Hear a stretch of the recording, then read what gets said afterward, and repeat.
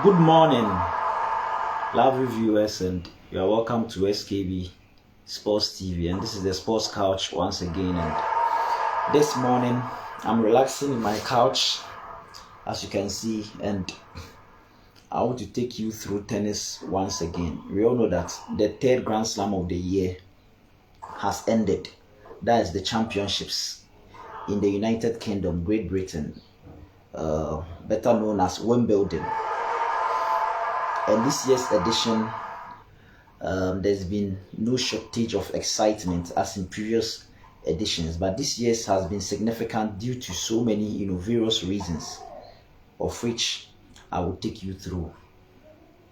We've now known all the winners, okay, all the winners of each,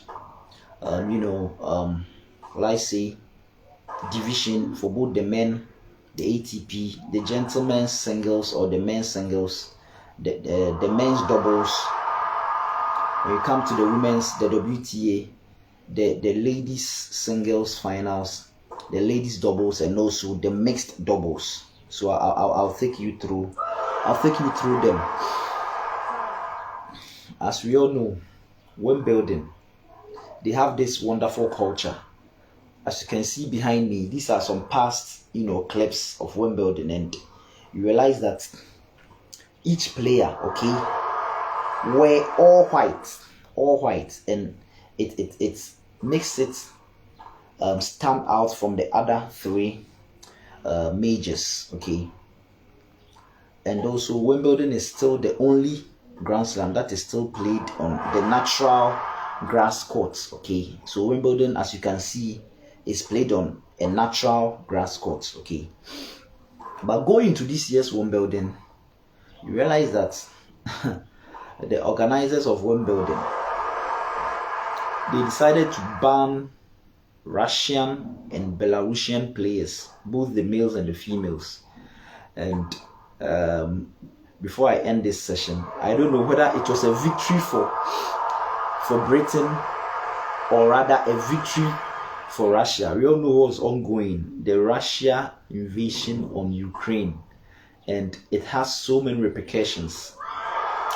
But the tennis, organizers, the ATP and WTA, they don't condone those things like banning their players and all that, because both the world number one at the ATP and also arguably one of the best women's tennis players in Aina Sabalenka, they've all been banned because they are from these two countries I'm talking about, Russia and also Belarus.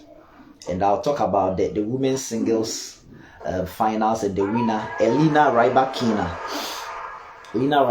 who was born in Moscow, okay, and due to one or two reasons, she decided to switch nationality to Kazakhstan, and that was the only reason why the organizers of Wimbledon allowed her to participate. And as it were, she has been victorious, and she ended up winning the women's singles finals, okay. And indirectly, she's a Russian. Technically, she's a Russian because she was born in Moscow, and due to some reasons, she wasn't getting support from the Russian people, okay. So because of that, she had to switch nationality to Belarus and to Kazakhstan. And Kazakhstan, the country of Kazakhstan, since 2018, she switched her nationality from Russia to Kazakhstan, and they funded her tennis career. And because of that, she's now representing Kazakhstan. But technically, if you really, go into details, you realize that she's a Russian because she was born in Moscow. So that's how it is. So the idea of the Brits, we all know, UK, US, and all these other countries, they don't condone what is going on.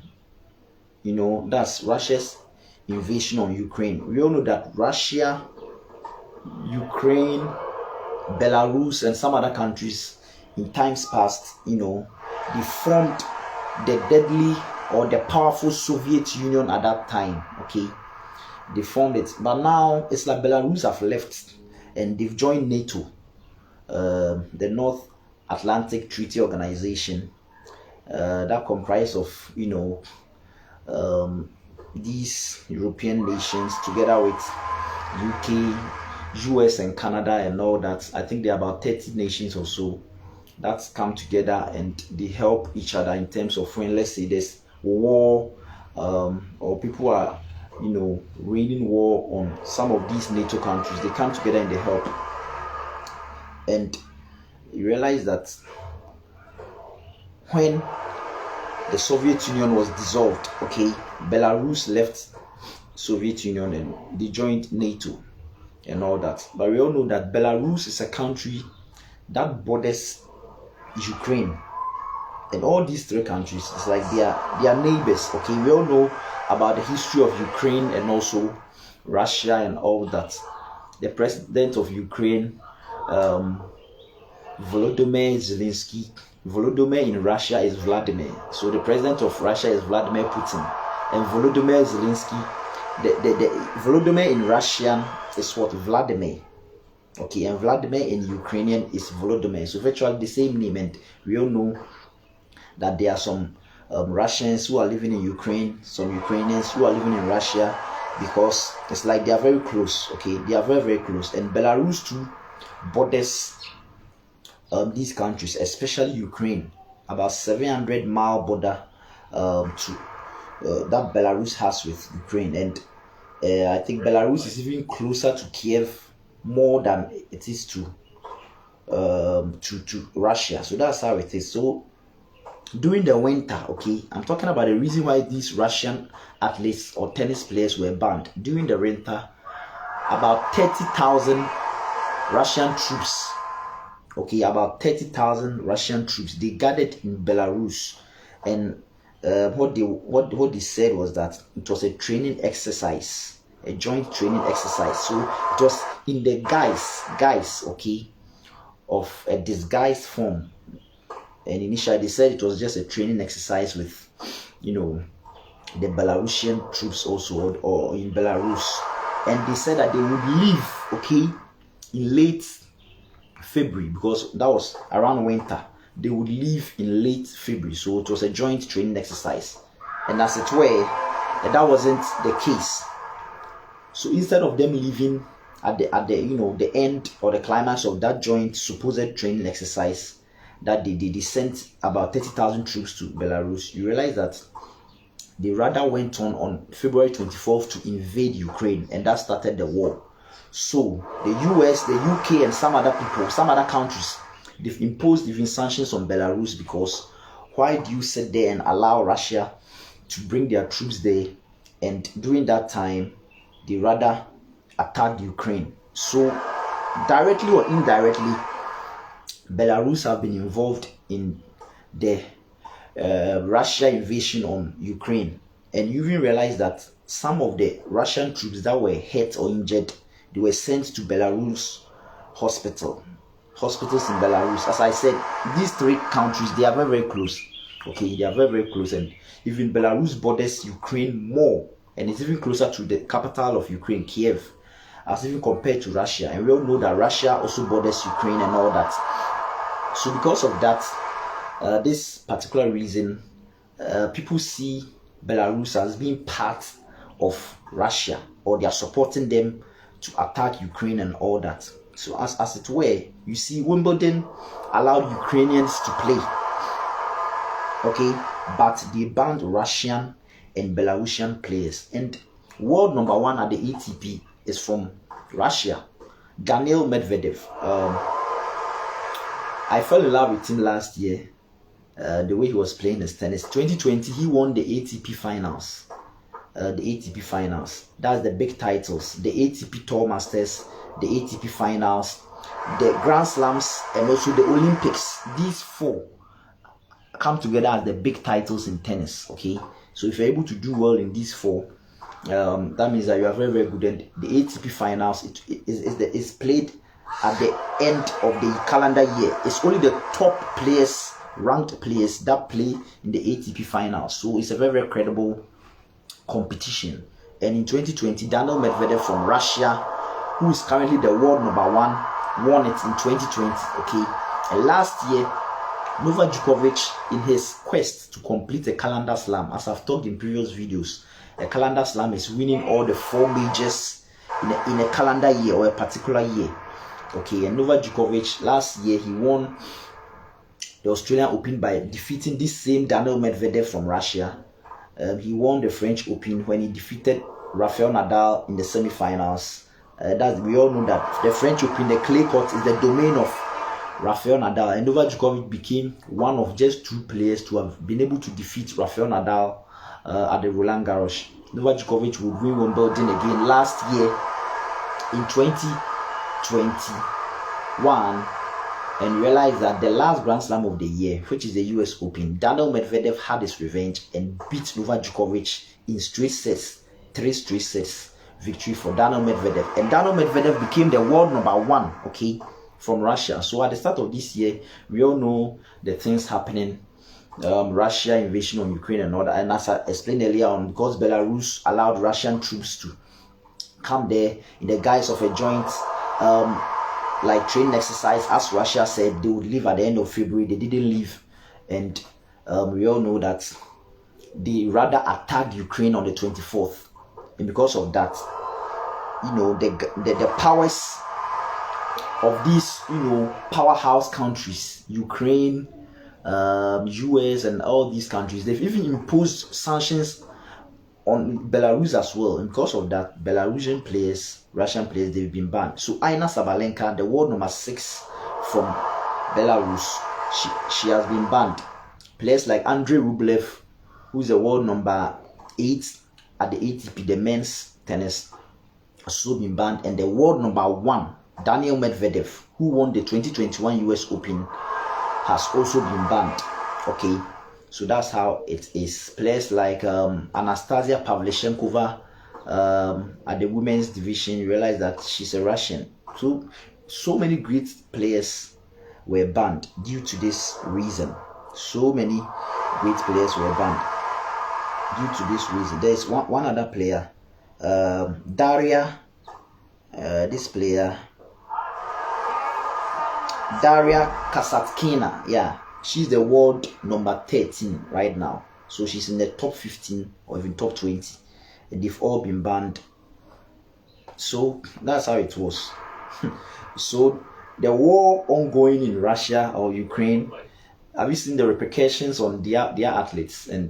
But the ATP, Association of Tennis Professionals, and the WTA, the Women's Tennis Association, they don't condone, or they are not in support of the war. But yes, they are not in support of the war, but they don't agree with the organizers of Wimbledon, the All England Tennis Lawn and Crochet Club. You see, the UK people that organize Wimbledon, they don't condone the reason why they are not in support of them banning Russian and Belarusian tennis players. And for them, they would have loved them to participate. Because of that, this year's Wimbledon, there were no ranking points. No ranking points. And we all know that the ranking points are the points you get when you are playing the tennis, the tours, the Grand Slams and all that. But this year's Wimbledon 2022, there were no ranking points. And the organizers of Wimbledon from UK, they were very disappointed. But the ATP and the WTA association, they said, if you don't allow our athletes, our players to play in your country because of that supposed war, of which they have no influence on, they are just from Russia, okay? And even I think there were times that the organizers of Wimbledon asked these athletes from both Belarus and Russia to come out publicly to, you know, to say that they are not in support of what is going on and all that. And so many, you know, brouhaha happening. So because of that, Russian and Belarusian players were banned, and it was very sad to miss the world number 1. He's one of my favorite young players, and he's been able to beat these top 3 of Djokovic, Federer, and Nadal.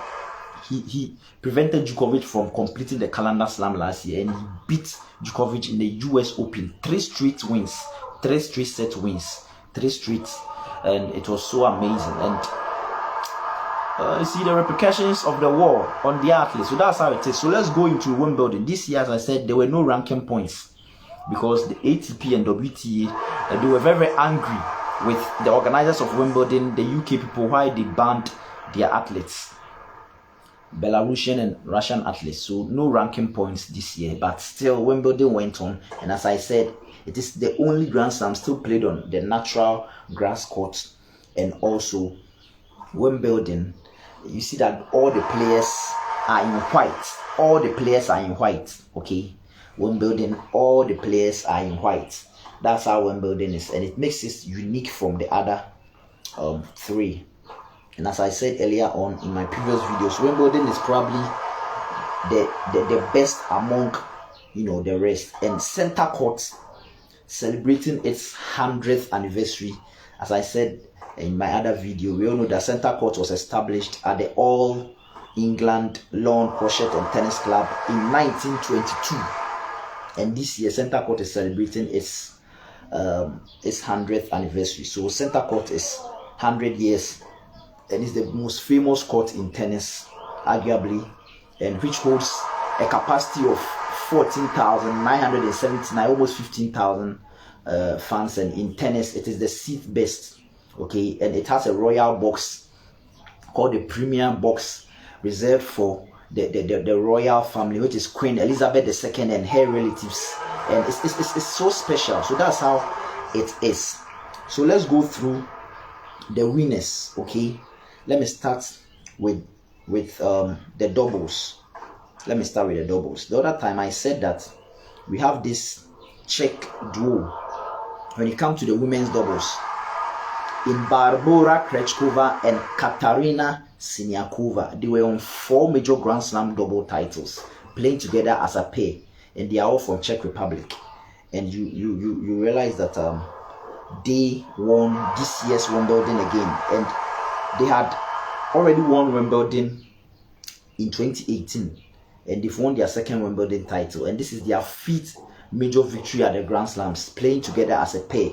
So the women's doubles, that's how it is. Barbora Krejcikova, who also won the women's singles at the French Open last year, and together with Siniakova teamed up and also won the women's doubles at French Open last year.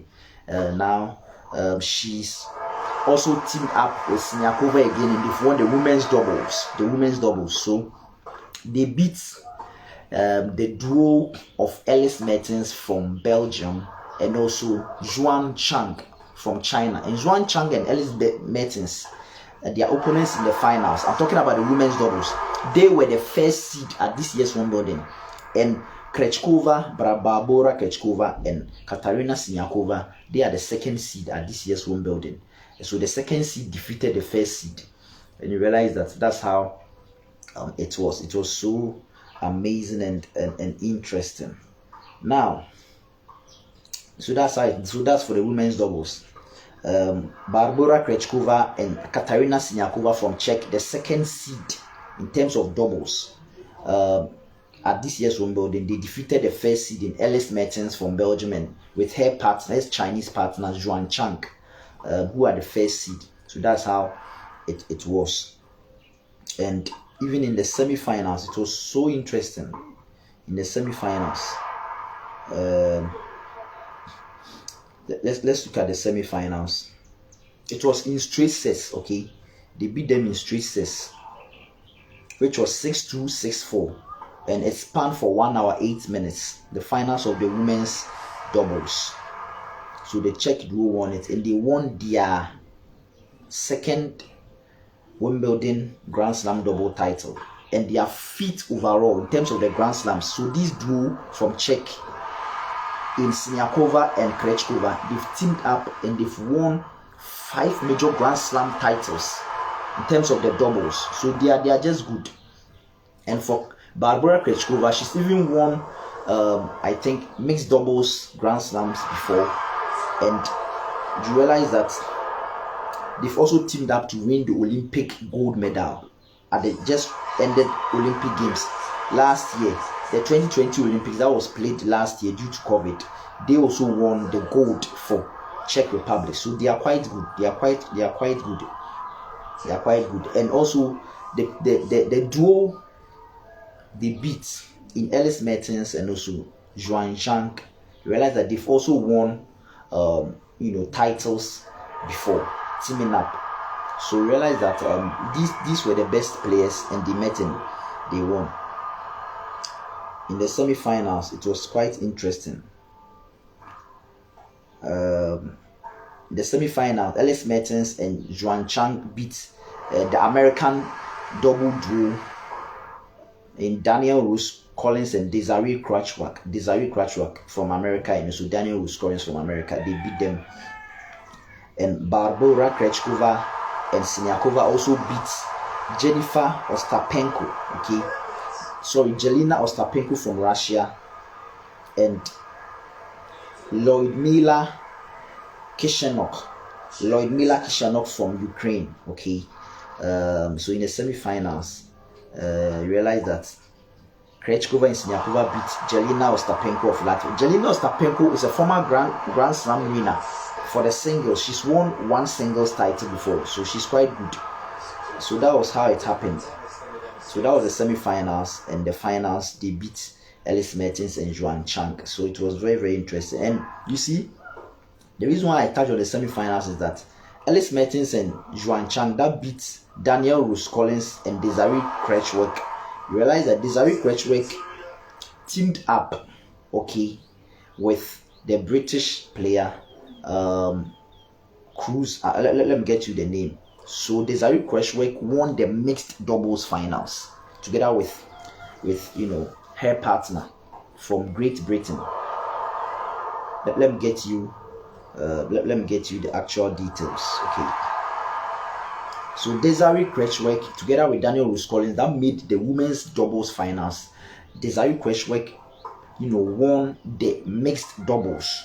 The mixed doubles, as I explained the other time, is a male and a WTA player and an ATP player on the other half of the tennis courts, playing against two players of opposite sex as well, the ATP and the WTA. Doubles is both two males playing against two other males on each half of the court. That's the doubles. And also we have the doubles for the women's too. That's two females teaming up to play against two females. And the mixed doubles is a male and a female playing against a male and a female on the other half. So that's how it is.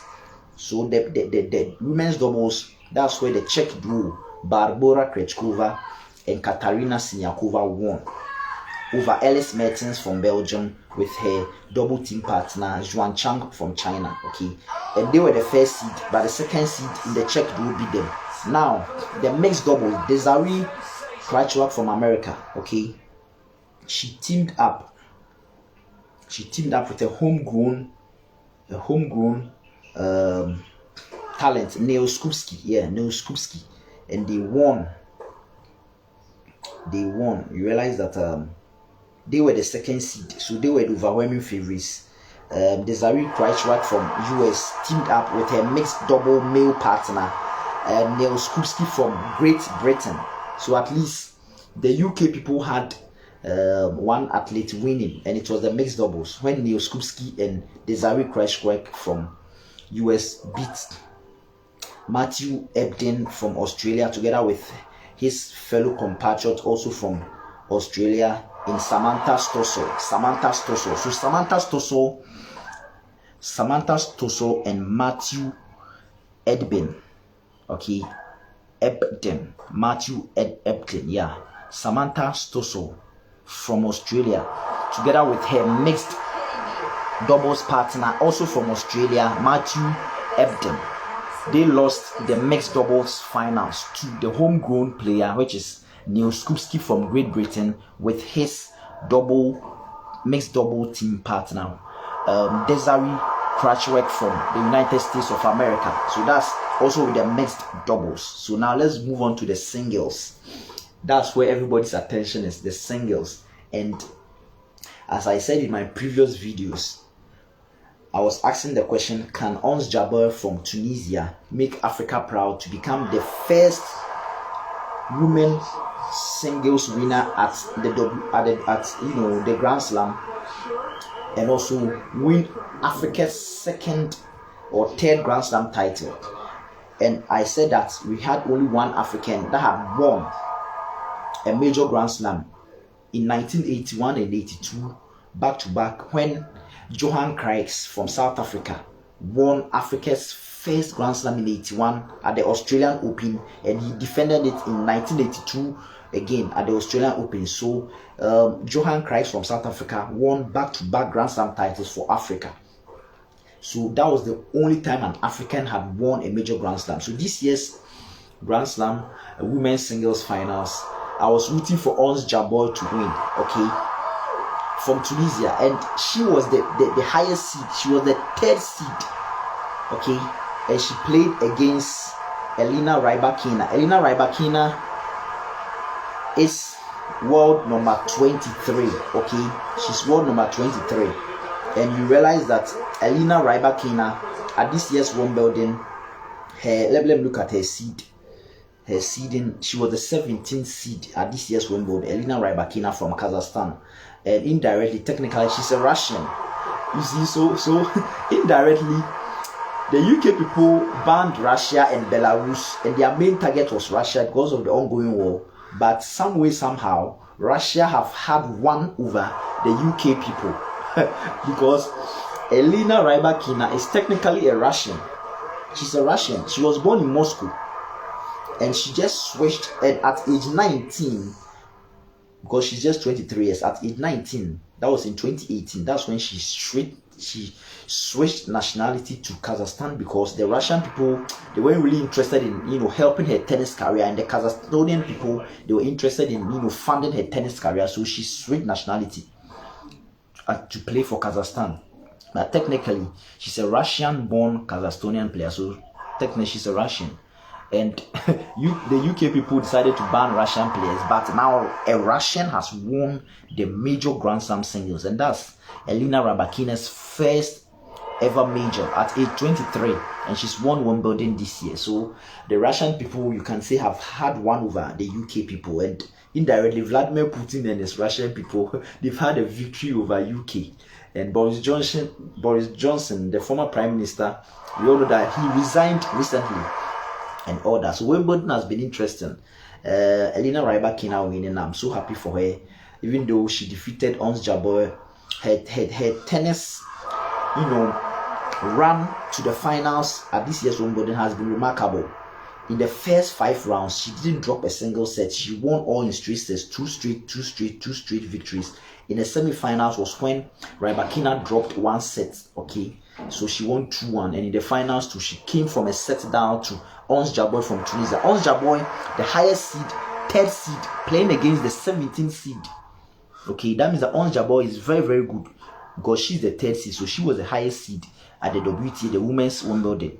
From the quarterfinals ongoing, she was the highest seed. Okay, together with the Spanish player Paula Bardoza Gebet, of which I also have a soft spot for. I wanted her to win in case Jabeur couldn't win, but Jabeur went on to the finals. Paula Bardoza from Spain, who was the 4th seed, was eliminated, and you realize that in the finals, Jabeur winning the first set, capitulated in the remaining 2 sets, and Elena Rybakina, the Russian, now playing for Kazakhstan, won 2-1, and she won her maiden Grand Slam title. And if Jabeur had also won, it would have been her maiden Grand Slam title. She's won quite some number of tour titles and all that, but the major Grand Slams, this would have been her maiden Grand Slam title, same as Rybakina. So congrats to Rybakina for also winning this year's women's singles. We all recall that last year's Wimbledon was won by the former Australian world #1 player, Ashley Barty. She won Wimbledon last year, and she also won the Australian Open at her home grounds this year in 2022, and she retired from tennis at age 26 thereabout. And I don't know why, with 3 major Grand Slams, and she was virtually the best tennis player at the women's division, but she decided to retire. And we all know that this Polish player Iga Swiatek became world #1. Iga Swiatek also won the 2nd Grand Slam of this year, beating the American Coco, Corey Golf at the French Open. And this year's Wimbledon, Iga Swiatek was eliminated very, very early, I think in the 2nd or 3rd round, and you realize that Elena Rybakina, the Russian now playing for Kazakhstan, has won the championships for the women's singles, and kudos to her.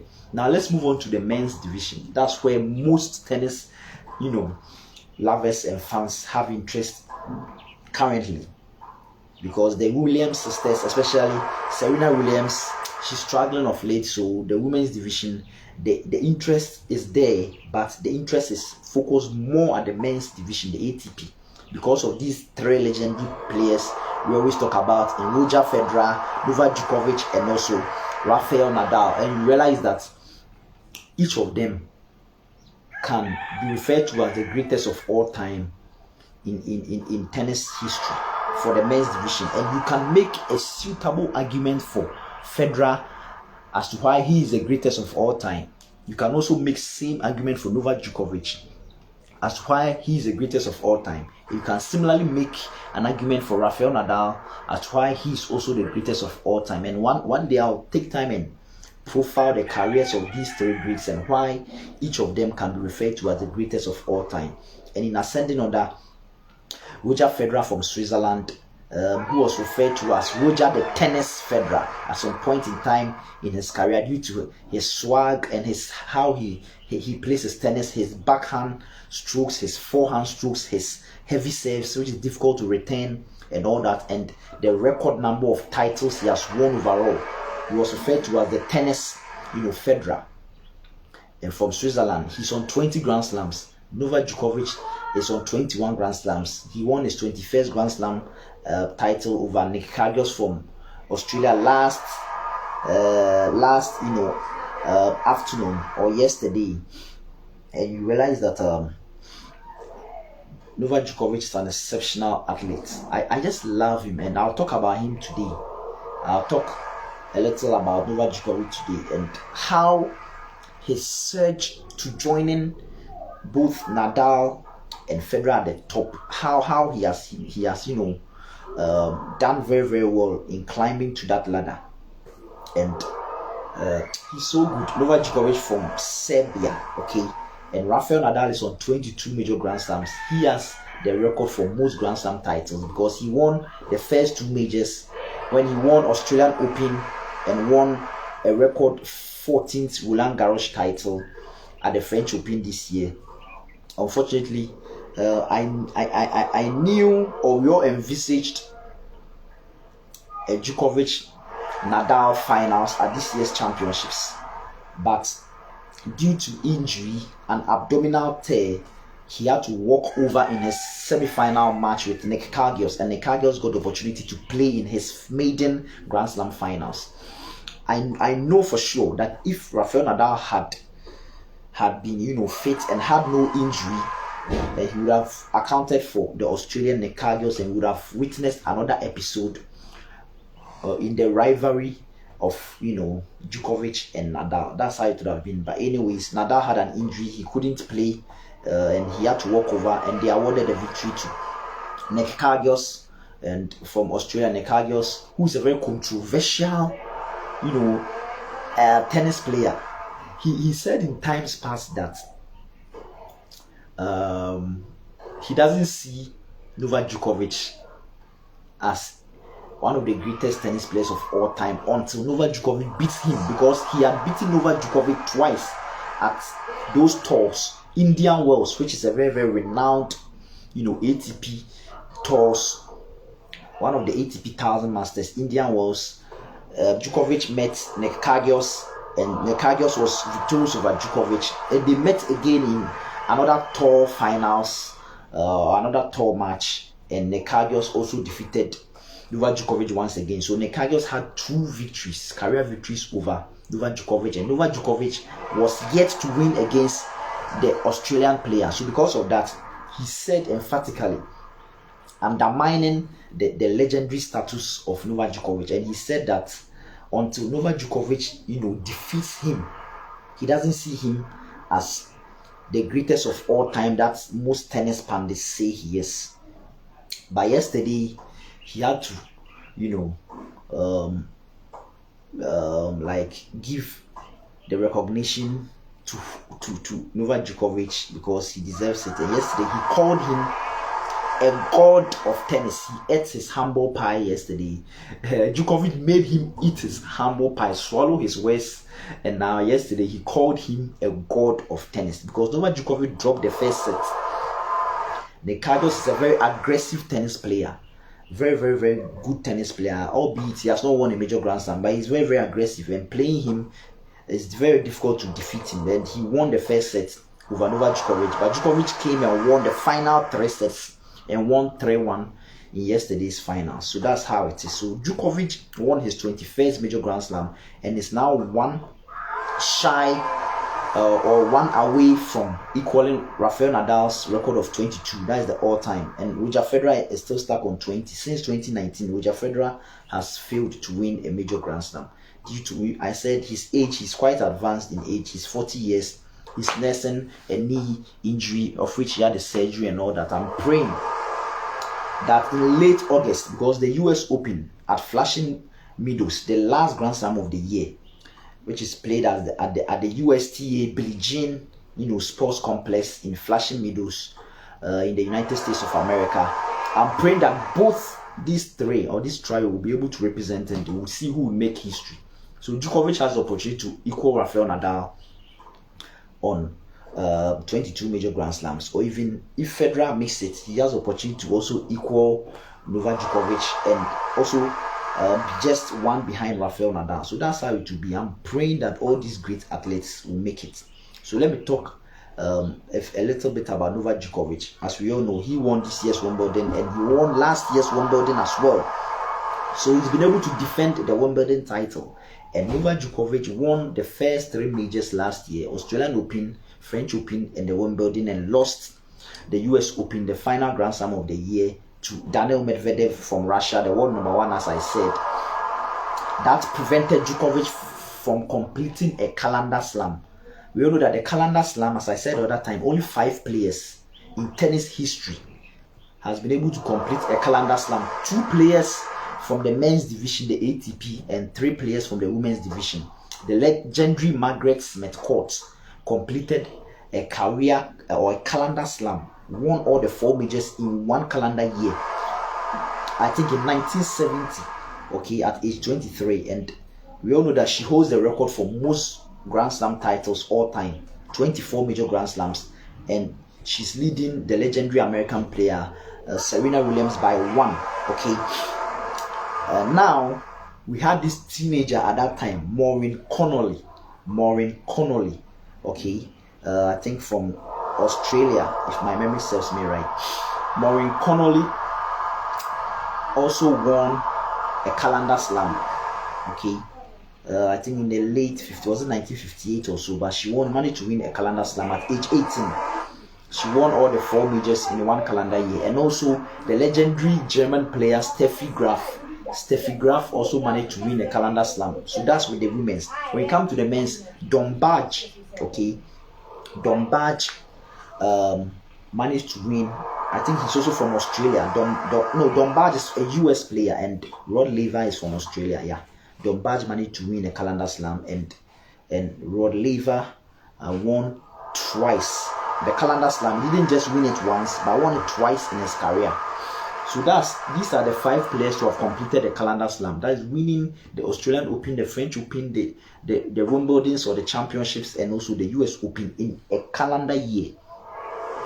So Serena Williams, all these great players we talk about, virtually that can be tagged as the greatest of all time. These players have been unable to win a calendar slam in this era, and all of them, they played in the Open era.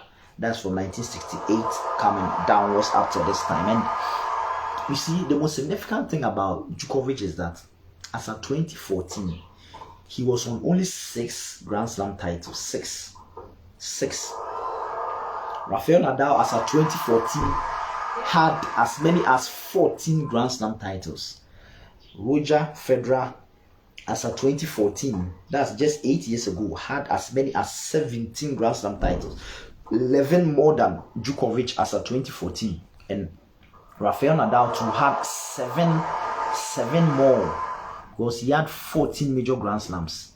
So he had 8 more, 8 more than Novak Djokovic.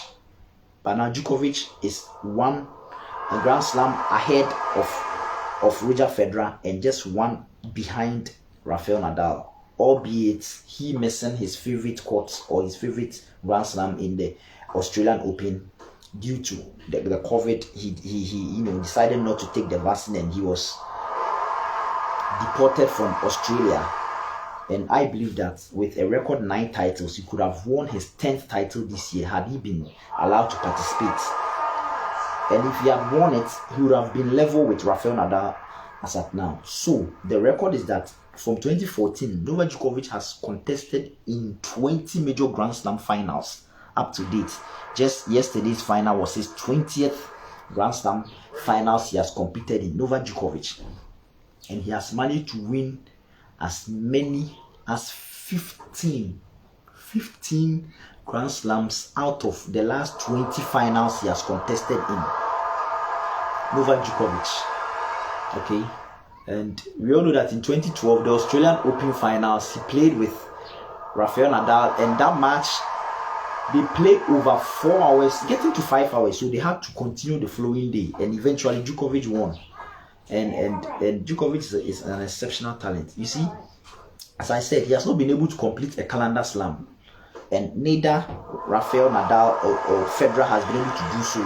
Serena Williams too, and all these great tennis players, in our open era dispensation, none of them have been able to complete a calendar slam. That's winning all the 4 majors. Djokovic came very close last year, but the world number 1 from Russia, Daniel Medvedev, shocked him in straight sets and decided to, stop him from completing that record. But Djokovic has won all the 4 majors consecutively, not in a calendar year, but in a non-calendar year. You see, you can win all the 4 majors consecutively, because if you win a calendar Grand Slam, that means that you are winning it consecutively in a calendar year. Okay. Now, Djokovic in 2016, if my memory serves me right, I think 2016. Moving on to 2017, Djokovic won the Wimbledon in 2016. Okay. Let me confirm. I want to be sure it was in 2016, but I think it's 2016. Yeah. Djokovic is one hell of a player. I just love him. Let's see if my memory serves me right. Yeah. I want to be sure of this record. I want to be very sure of this record. Okay. Novak Djokovic won a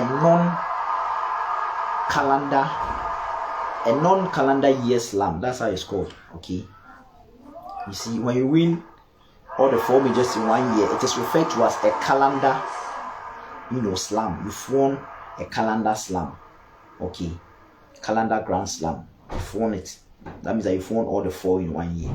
But if you manage to win, let's say, in the middle of, let's say, 1 year, okay, and you win the remaining the previous year, and win 4 different Grand Slams in succession. Let's say from the middle of 2016, you win 2 and you win the remaining 2 in the previous year. That means that you've won 4 different Grand Slams in succession, albeit in a non-calendar year. So that's how they call it. So he completed the career non-calendar slam. Okay. I think it was in 2016. It was in 2015 getting to 2016. We all know that, let me explain it well for you guys to understand. We all know that the 4 majors are the Australian Open, which is the first Grand Slam of the year, the French Open or the Roland Garros, which is the second Grand Slam of the year. The third Grand Slam of the year is the just ended one, Wimbledon, or the Championships, played in the United Kingdom. And the last Grand Slam of the year is the US Open, played in the United States of America. So these are the 4 majors. If you're able to win all 4 in succession in 1 calendar year, it is called you've completed a career calendar slam. Okay, you've won a calendar slam. Now, it is very, very difficult to achieve. As I said in previous times, only 5 players have managed to complete it. Maureen Connolly, Steffi Graf, Margaret Smith Court for the women's, and for the men's, Dombaj and Rod Laver. Only these 5 players. Now, what Novak Djokovic did was that he won the non-year calendar slam. Okay, is it how it's called? Yeah, I think that's how it's called. Non-calendar slam, career calendar slam. I think that's how it's called. That's how it's called. Yeah. Okay, I'll get you the right name before the session ends. In 2015, okay, in 2015, Novak Djokovic won the Wimbledon in 2015. Novak Djokovic won the Wimbledon in 2015, okay, and Novak Djokovic won the US Open in 2015. Non-calendar year Grand Slam, that's how it's called. Yeah, non-calendar year Grand Slam, and winning all the 4 majors in the calendar year is the career Grand Slam, okay, or calendar slam. That's how it's called. Okay, that's how it's called. So calendar year Grand Slam means you are winning all the 4 majors in one calendar year, and the non-calendar year Grand Slam means you won all the 4 majors in succession, but not in a particular calendar year. So that's the distinction.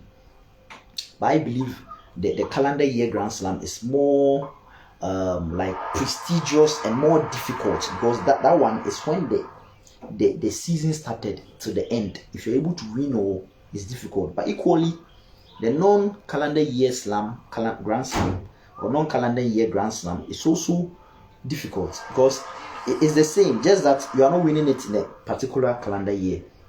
In 2015, Novak Djokovic won the 3rd Grand Slam of the year, Wimbledon, won the last Grand Slam of the year, US Open. In 2016, he went on to win the Australian Open, and he won the Roland Garros in 2016 as well. So he won all the 4 different Grand Slams in succession, but not in a particular calendar year. That means that in 2015, he failed to win the Australian Open, he failed to win the Roland Garros in 2015, but he won the Wimbledon in 2015, won the US Open in 2015, went on to the next year to win the Australian Open and the Roland Garros in 2016. So that is termed as a non-calendar year Grand Slam, a non-calendar year Grand Slam, okay, and he's the only player in the Open era to have achieved this feat. Winning it in a calendar year is difficult, but winning it, in a non-calendar year is virtually the same thing in succession, just that I didn't win it a calendar year. And Rafael Nadal and Roger Federer, they failed to achieve this feat, and all those great tennis players, they failed. Pete Sampras, you see, and all those great tennis players in times past, all of them, okay, they failed to achieve this feat. But Novak Djokovic in the Open era is the only tennis player, both at the ATP and the WTA, to have won a non-year calendar slam, winning all the 4 majors in succession from 2015 to 2016. Winning the 3rd Grand Slam of the year in 2015, that was the Wimbledon. The last Grand Slam of the year in 2015, that was the US Open. He went on to the next year in 2016, won the 1st Grand Slam of the year, Australian Open, and won the 2nd Grand Slam of the year, the French Open. And these are the 4 majors, and he won them in succession. So, and I've won as many as 15 Grand Slam titles out of the last 20 finals he has contested in the last 8 years. And as I said, what makes him stand out from both Federer and Nadal is that he has managed to catch up with them at the top in the last 8 years. As at 2014, Novak Djokovic was on only 6 Grand Slam titles. Only 6. Nadal was on 13, 14, thereabouts. He was on 13, 14, yeah, and Federer was on 17, and now he's one more than Federer, and also just one behind Nadal. And as I always see, had he been given the opportunity to defend his title at this year's Australian Open, I believe he would have won it, not Nadal, because that's his favorite court. He has won a record 9 titles there. And the most significant thing of his win yesterday is that he is now just one behind the all-time record held by Roger Federer. That's at the Wimbledon. Roger Federer holds the record for most Wimbledon titles of all time. Eight titles, which is a record. Novak Djokovic was on 6 titles at Wimbledon, and yesterday he won his 7th. So now he's just one behind Roger Federer. So you see, Novak Djokovic is arguably the greatest of all time, and Federer can also be seen as the greatest of all time, and the lovers of Rafael Nadal to tell you that he's the greatest of all time, which I can also make a successful argument for, because in this terrain, Nadal is the only athlete in this terrain to have won a golden medal at the Olympics in the singles. You see, so that and he's also won a golden medal at the Olympics, and he's also won I think he won it at Beijing, in 2008, and in 2016 at Brazil, Rio de Janeiro, Nadal won a doubles gold. He won doubles playing for Spain, which was also a gold medal. He won gold doubles and won gold singles. So he's the only player in this terrain to have won a gold medal, playing, representing his country as at the singles as a tennis player. And he's also won the most Grand Slam titles, 22. Record 69 titles out of his 92 titles has come on the clay court. And out of his 22 Grand Slams, Rafael Nadal has as many as 14 at the clay court, Roland Garros, the Grand Slam. So that's how it is. So each of them, you can make argument for them. That's why they are the 3 of the greatest of all time, and each of them are on at least 20 major Grand Slams. Roger Federer, who has the most titles in this 3, if you combine all their titles, he has over 109 titles. He's on 20 Grand Slam titles, but 103 to 109 titles overall. If my memory is either 103 or 109 ATP titles overall. So his titles is 109 over 100. Now, if you come to Novak Djokovic, he has 88 titles in total, 88, which is quite remarkable, and he has 21 major Grand Slams out of it. And if you look at Rafael Nadal, he has over 90 titles overall, and as I say, 68 plus of them came on the clay court, and he has a record 22 major Grand Slams. So each of them can be seen as the greatest of all time. You can make arguments for each of them separately. I think in my subsequent videos to come, I'll try and attempt to defend the reason why Roger the Tennis Federer is the greatest of all time, the reason why Novak Djokovic can be seen as the greatest of all time, and the reason why Rafael Nadal is also the greatest of all time. So Wimbledon has climaxed, and it came to a successful end. As I said, Elena Rybakina, the Russian-born Kazakhstanian player for the women's singles, won her maiden title, defeating Africa's Ons Jabeur from Tunisia, and it's an indirect victory for the Russians. That's how I see it, because the organizers of Wimbledon decided to ban the Russian and Belarusian players because of their involvement in the Russia-Ukraine war, but indirectly a Russian has won, albeit that she switched nationality to Kazakhstan, but she was born in Moscow. So Vladimir Putin and his foes can see it as a victory for them. The only consolation or what the Brits can console themselves with is that the mixed doubles, they had a homegrown talent in Neil Skupski that teamed up with the American female player Desiree Cratchworth to win the mixed doubles final. So they had a homegrown talent from Great Britain, Neil Skupski, winning. But in the semi-finals, you realize that Cameron Norrie, the 9th seed at this year's championships and the 12th on the ATP rankings, lost.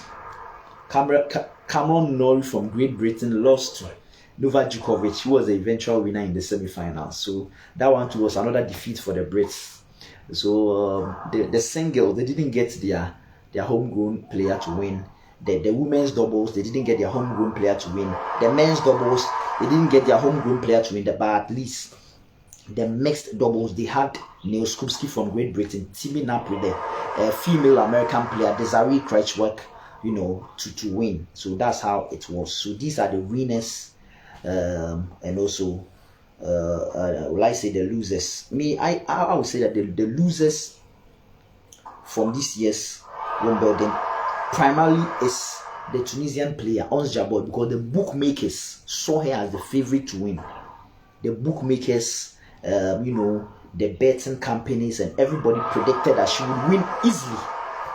And yes, too, she was a step, close to achieving that feat. She won the first set comfortably, but capitulated in the remaining 2 sets for the Kazakhstanian player, who I said was born in Russia, Moscow, Elena Rybakina, to win at age 23. She's won her first major Grand Slam, and I really salute her. And Rafael Nadal, did he also lose it because it was an injury that deterred him from playing the finals? It was a walkover victory for the Australian Nick Kyrgios, and Nick Kyrgios too lost and swallowed, his words and ate his humble pie and called Novak Djokovic as a god of tennis. So that's a wrap up of Wimbledon 2022, and from August 29th to September 11th, would also delve deep into the US Open. That's when the final Grand Slam of the year will be played. And as for the US Open, all the players will be allowed to play. There will be no ban on Russian and Belarusian players. I believe the world number 1, Daniel Medvedev, world number 6 for the women's division, Aina Sabalenka, all these great players, Andrei Rublev, world number 8 at the men's division, Anastasia Pavlyuchenkova from Russia, all those players will be allowed to play. And I'm hoping, as I said, Serena Williams will be in good shape to play in a hometown US Open, of which she's won about 5 titles, Grand Slam titles there. I'm praying that by the time the US Open kicks off, which is over a month now, 1.5 months getting to US Open, I hope Roger Federer would have recovered from his injury and would be able to play. Else, it will be a very, very poor year for him. He would have missed all the 4 major Grand Slams if Roger Federer is not able to be present at this year's US Open in late August. That means that this year he would have missed all the 4 majors, and that would be very, very bad. And that means that he has no opportunity of adding to his Grand Slams, 20 Grand Slams, and catching up with both Djokovic and Federer. So Djokovic will also have the opportunity to level Rafael Nadal at the US Open, and it will be so interesting. So tennis, as I said, my second favorite sport. And listeners and viewers, if you follow tennis, you realize that tennis sometimes is even more fun than football. It's so interesting, and this is where we draw the curtains on today's session. And it has been a review of the 3rd Grand Slam of the year, Wimbledon, the championships, of which all the players are in white. That's the tradition, which is played at the All England Lawn and Tennis Crochet Club. And you realize that the center court that hosted all these finals I'm talking about, and most of the matches, semi-finals, the center court, the most famous court in the world, which I said is, in terms of capacity, is the 6th largest tennis court or tennis stadium, and also it has a royal box reserved for the royal family, Queen Elizabeth II and her relatives and all that. So the narratives around center court is so special, and center court is 100 years since it was built in 1922 up till now. This year's Wimbledon saw center court celebrate its centenary, and it has been so remarkable. Barbora Krejcikova and Katarina Siniakova also won their 5th Grand Slam titles and their 2nd Wimbledon title on center court. Yesterday, Novak Djokovic won his 21st Grand Slam title on center court, and then you realize that all these players, Neil Skupski and Desiree Krejcik, at the mixed doubles also won on center court. And center court, it was so interesting seeing all these great athletes. Elena Rybakina, the Russian-born Kazakhstanian player, also won on center court on Saturday, beating the top seeded Tunisian or African player Ons Jabeur. And it was so interesting. Center court at 100, and this year's Wimbledon, even though there were no ranking points due to their decision to omit Russian and Belarusian players, the organizers, the ATP and WTA, association decided not to award any ranking points. But still, Wimbledon 2022 was exciting, and this is where we draw the curtains. We bring you subsequent tennis videos, but we are now looking forward to the final Grand Slam of the year, the US Open, and we will see whether new records will be set at the US Open at the USTA Billie Jean, Sports Complex in the Flashing Meadows. Bye, and God bless us all.